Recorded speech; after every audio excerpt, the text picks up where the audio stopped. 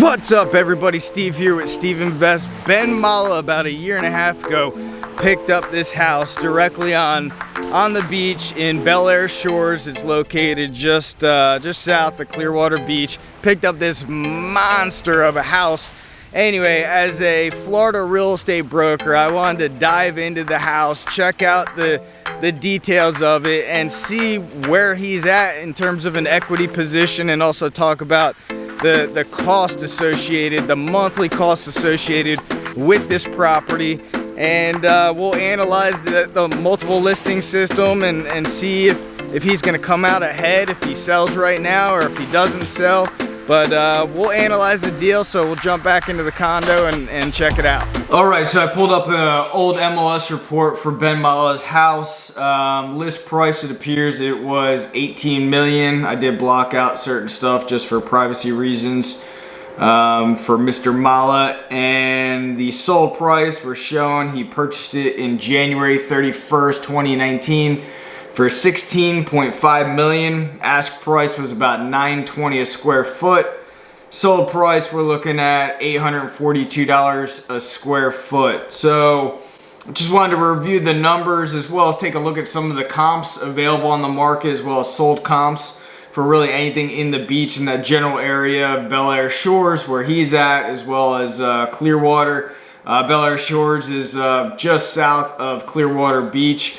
And anyway, he ended up, as mentioned, buying it for $16,500,000. So we'll run some numbers as well in terms of what his projected net position if he were to list and sell the property based on my analysis for whatever that's worth. I do have MLS access in this area, so I am pulling MLS access directly. As you can see, I blocked out or pulled up all beach homes in this area. If we look at the results, there's not many, which is good. There's only 4 active comps currently on the market. The thing is, a lot of the comparables, if you look at the square footage, they are nowhere near the size of Ben's house. If you look, his house is almost just under 20,000 square feet under air, and total area 37,000. It's a massive sprawling house. So if we look at the sold comps, you know, we're taking a look at these sold, or not necessarily sold comps, but active and pending comps, as well as an expired comp, but they're anywhere from, you know, around 3,000 square feet, kind of capped out at about 6,500 square feet. In my professional experience, the lower the square footage in a house, the price per square foot is higher. So when you start going into larger and larger homes, the price per square foot comes down. But just running some numbers, let's say he ended up selling the property for $1,000 a square foot. That'll put a purchase price of $19,578. If we back out his original purchase price, not including any closing costs that he might incurred on the financing side of things, you're talking $16,500,000. That would bring a net amount of a gross net amount of $3,078,000. If we back out closing costs, let's figure about 7% closing costs. You know, 5% for commissions, another 2% for title, doc stamps, and so forth. That's about $1.3 million in closing costs. And if we back out another $100,000 just for miscellaneous, I know he did do some work. I'm not sure how much work he put into improvements in the property, but let's call it $100,000. I don't think he put necessarily too much work into the property.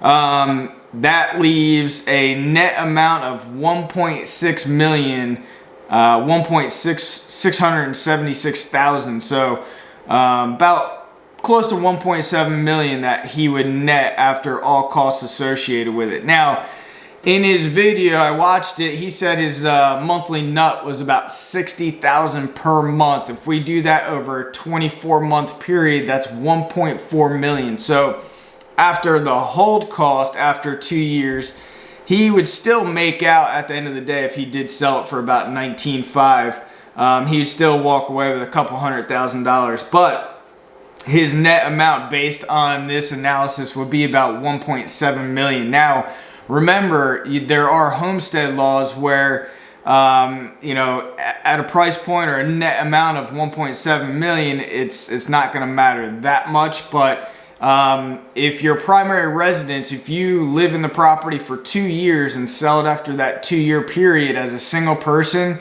you don't pay any capital gains, you don't pay any taxes on your gain up to $250,000.